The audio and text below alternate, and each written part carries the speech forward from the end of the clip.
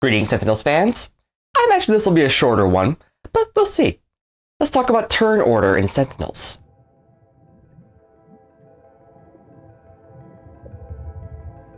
Now, as a general rule, turn order doesn't really change much. As long as 11 damage is dealt, it doesn't quite matter if Ra went first or Knife. Legacy being second in line instead of first would only matter for 1 or 2 points of damage at most. Which, to be fair, might possibly be the difference between a win or a lose, but probably not.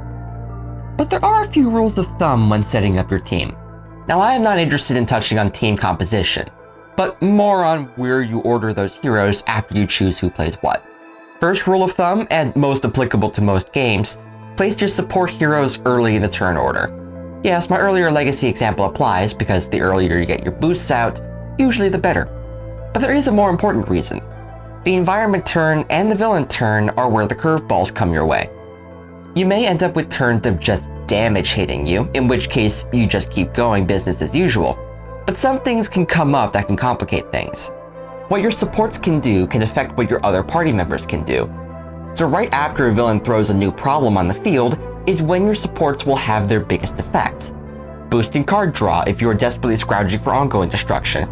Shielding and healing for faltering heroes, or damage boosts for when you really need to pour on that damage. The sooner you can react to these things, the better off your party will be.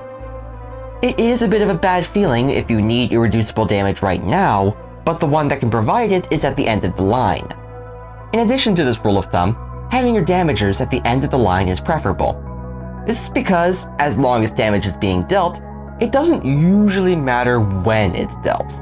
Granted, not having too much overkill on a small guy is nice, but it is difficult to predict such things.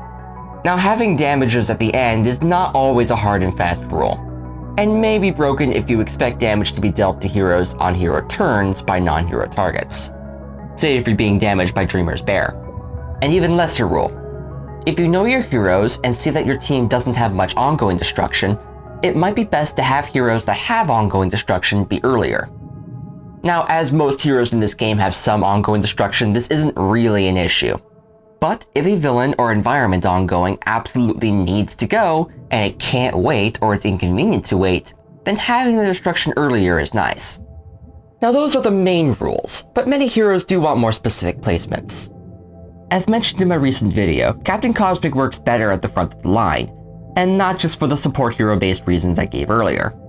His constructs work on hero turns and can easily be destroyed with damage, making them a bit difficult to keep around, so give them the opportunity to do their thing. Playing Cosmic at the end runs the risk of constructs being destroyed before you can make use of them. Next, we have a classic. Stuntman is a damage-dealing hero, but there is a good reason to place him at the front of the line instead of at the end. In medias res. If you remember way back in my Distinguished Card Sharpshooters video, back at the start of this deal and when I used to speak a bit more awkwardly, you'll remember this is one of those crazier cards. When played, it interrupts everything going on and skips right to the end of Stuntman's turn. 9 out of 10 times, you will pair this up with Cliffhanger in order to play in medias res at the end of the environment turn. This means you would skip the villain turn entirely. Most cards that mess with the villain this drastically are usually ones to prevent them from playing cards, or ones that prevent them from dealing damage. But start of turn and end of turn effects are not affected. So some villains can still do things even if they're being hampered. This, however, makes them skip their whole turn entirely, so they can't possibly do anything.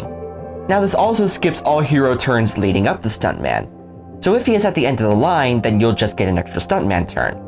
But if he is at the start of the line, he, and every hero that goes after him, gets an extra turn. So having 6 to 10 turns before the villain gets to do anything is kinda lovely.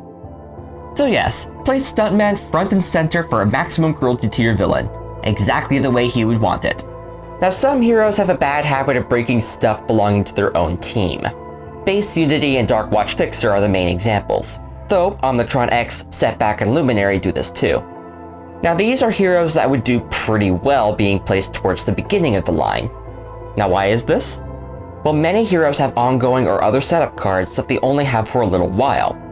If Legacy's heroic interception has already done its job once the villain turn is over, it becomes good fodder for allied destruction effects like this, before it gets back to his turn and is destroyed. Guise can also provide fodder like this, as he has a lot of temporary ongoings, and when he's not doing weird stuff, his primary job is damage dealing, so it's a good idea to put him towards the back of the line anyways. So having Darkwatch Fixer before these heroes can work out very well. Effects with a cost that you have no intent to pay can be destroyed by these effects too.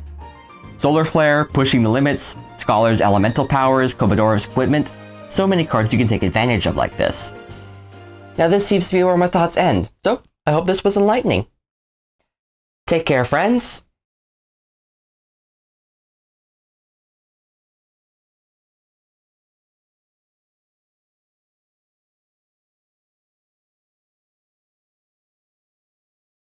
I didn't actually finish the script. I'm an idiot. Let's try this again.